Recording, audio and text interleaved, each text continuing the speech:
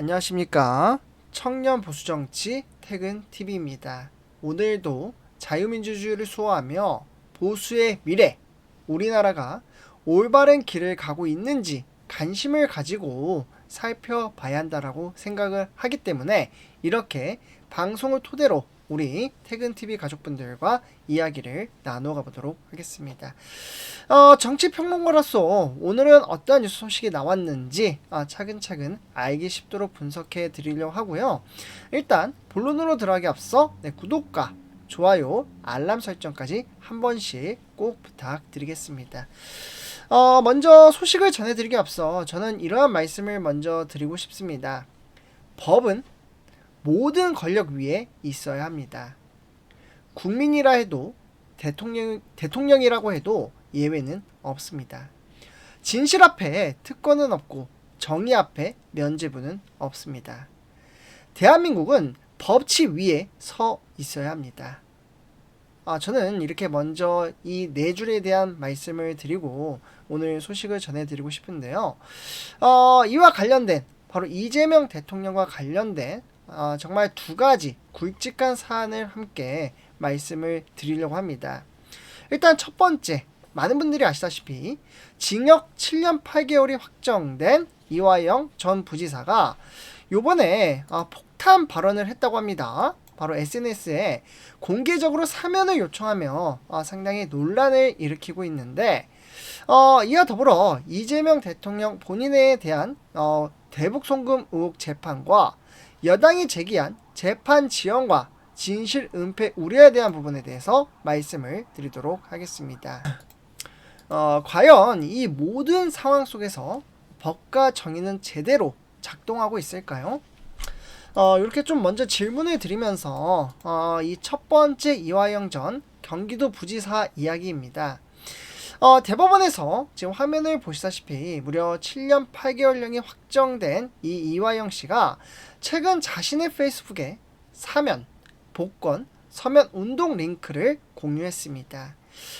이화영 씨는 게시글에서 검찰, 독재 정권의 탄압으로 억울하게 옥살이를 하고 있다. 이에 따라 조국, 송영길, 이화영 모두가 사법 탄압의 피해자라고 주장을 했습니다. 저는 이 발언에 따라 제 입장에서는 이건 굉장히 이례적이고 또 위험한 흐름을 보이고 있다라고 생각을 합니다. 왜 제가 그렇게 생각을 하냐면 이화영 씨의 이러한 정치적 의견 표명이 아니라 사법부의 판단을 공개적으로 부정하고 SNS 여론으로 이를 덮어보려는 시도처럼 보일 수 있기 때문입니다. 사면 운동을 벌이는 것 자체가 불법은 아닙니다. 하지만 지금 상황은 단순한 시민청원이 아닙니다.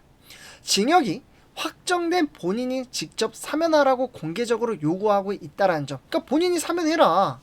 그러면서 사면하지 않으면 폭로하겠다라는 뉘앙스의 메시지까지 나오고 있다는 점에서 사안이 크게 다르게 느껴지는 것입니다. 실제로 서정욱 변호사는 7월 17일 재연절까지 사면이 이루어지지 않으면 모든 것을 밝히겠다라는 이화영의 메시지가 이재명 대통령에게 큰 정치적 부담이 될 수 있다. 정치적 협박일 수도 있다. 이렇게 평가를 했습니다. 그래서 저는 제 입장에서 이건 국민 통합을 위한 사면이 아니라 정치적 계산이 깔린 위험한 압박처럼 느껴집니다. 게다가 이화영 씨의 이러한 사건은 UN 대북 제재와 이와 관련된 민감한 외교 사안입니다. 이런 중대한 사안을 두고 억울하다, 검찰 독재다 이러한 프레임으로 사면을 요구하는 것은 결국 법보다 정치 감정이 우선시되는 분위기를 만드는 거라고 생각을 합니다. 이런 부분에 대해서 여러분들은 어떻게 좀 생각을 하시는지 좀 궁금하기도 한데요. 실로 국민의힘 같은 경우 지금 화면에 보시다시피 김용태 비상대책위원장은 어제 이렇게 말을 했습니다.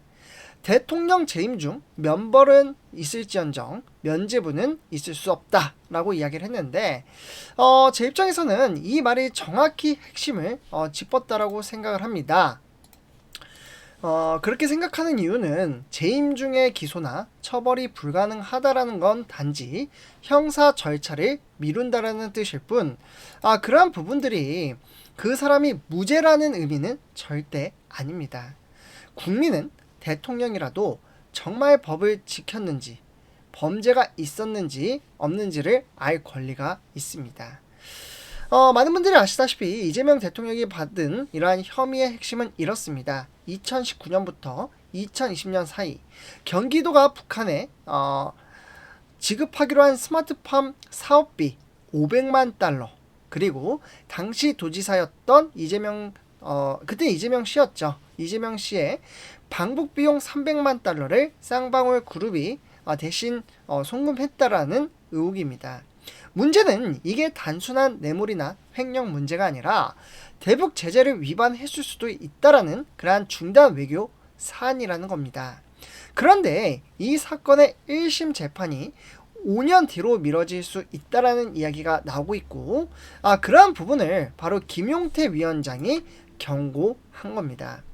재판이 5년 미뤄지면 국민은 진실을 알 기회를 잃는다.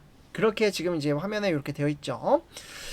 국민 앞에서 진실을 감추겠다라는 것과 다르지 않는다라고 생각한다라고 이야기를 했습니다.